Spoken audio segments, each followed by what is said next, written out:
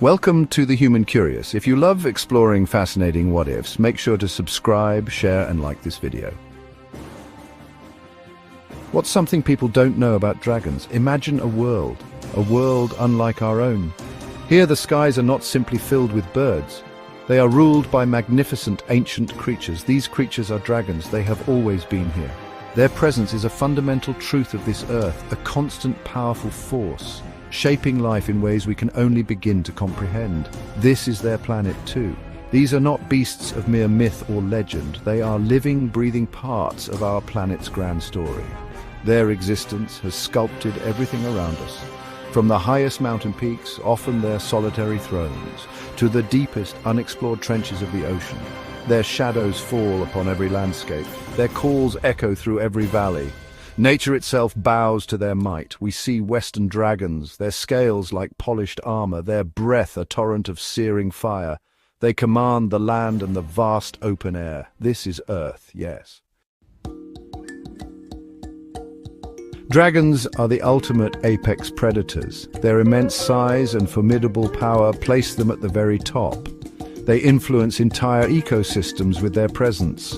Western fire dragons, for instance, scorch vast landscapes. Their fiery breath clears forests, creating new open clearings.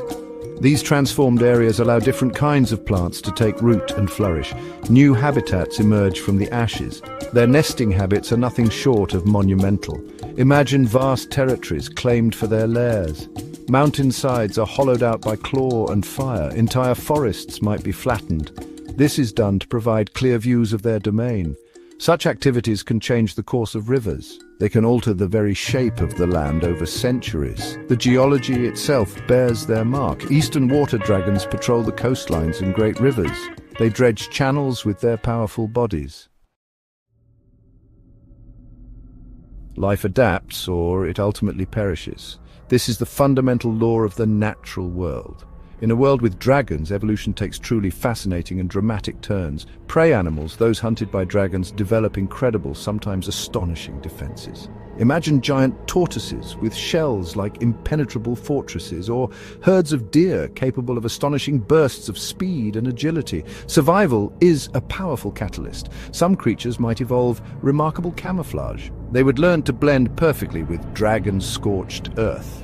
Or perhaps with the shimmering, iridescent scales of a water dragon. Others might become strictly nocturnal. They would avoid the dangerous daylight hours. This is when dragons are most active, hunting from the skies above. The night offers a fragile cloak of safety. Plants, too, must adapt to survive. Some species might become highly fire-resistant. For early humans, life was already a constant, desperate struggle for survival. Now imagine adding dragons to this perilous primeval world. Survival meant being exceptionally clever. It meant being perpetually watchful, scanning the skies. Caves were not just simple homes. They were essential fortified shelters from fiery breath and sharp talons. Deep recesses offered the only true safety. Early human settlements would be very carefully chosen, perhaps hidden deep within dense, tangled forests, places where large dragons struggled to fly or maneuver. Or they might be built on high, inaccessible cliffs, sheer rock faces offering a natural defense.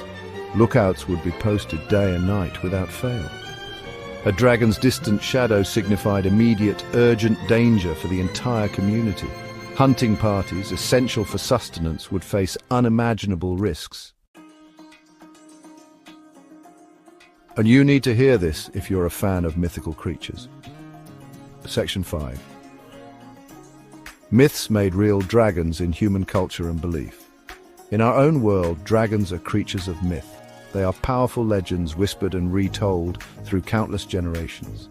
But here, in this alternate reality, they are undeniably real. This fundamental difference changes everything about human belief systems. They are not just captivating stories. They are tangible, powerful forces of nature that demand respect and often fear.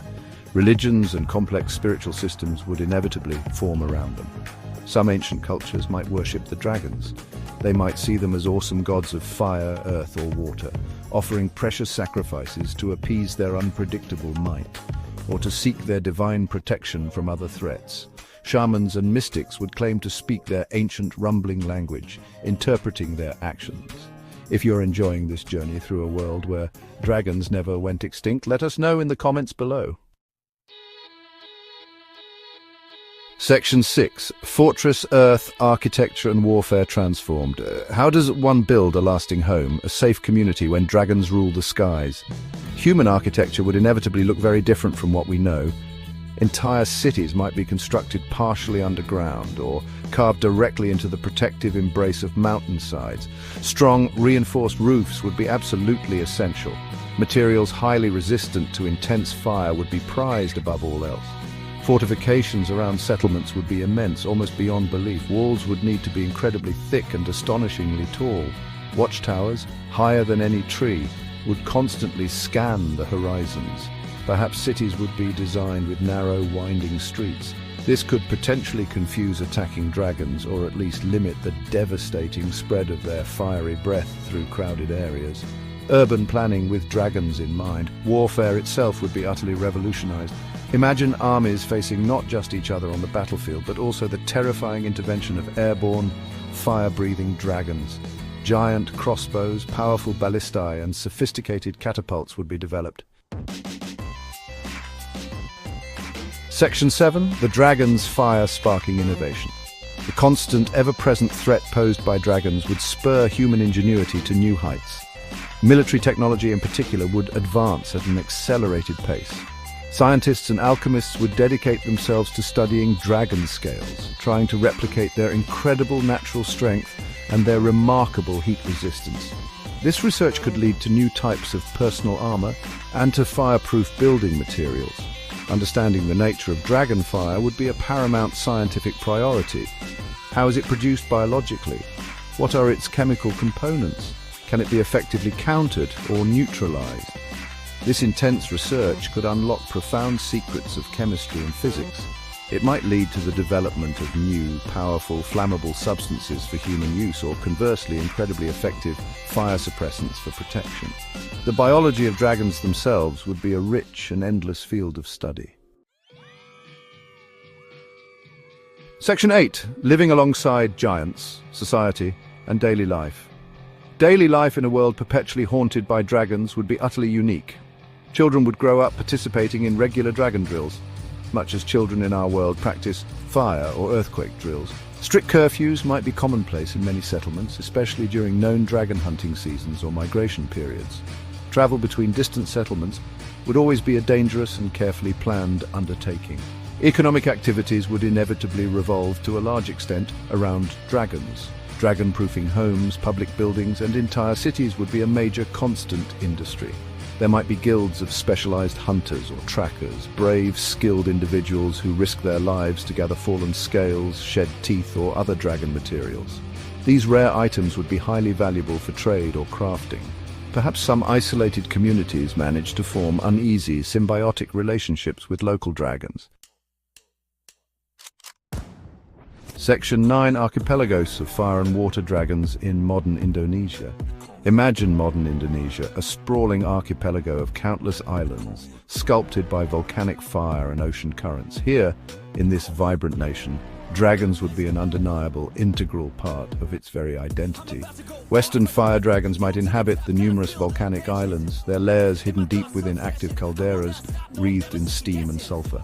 Their fiery breath a common, awe-inspiring sight against the lush tropical sky.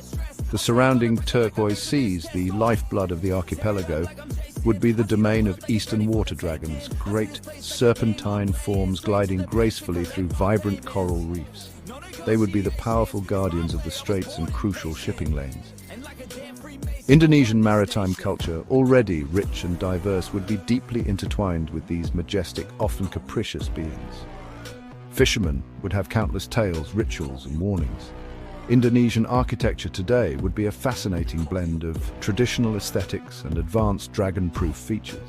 Cities like Jakarta or Surabaya might have specially designated dragon flight corridors or massive reinforced public shelters for emergencies. Tourism could be an immense draw, with brave souls from around the globe seeking carefully managed glimpses of these legendary creatures. Thanks for watching. Don't forget to subscribe, share and comment on what you'd like to see next.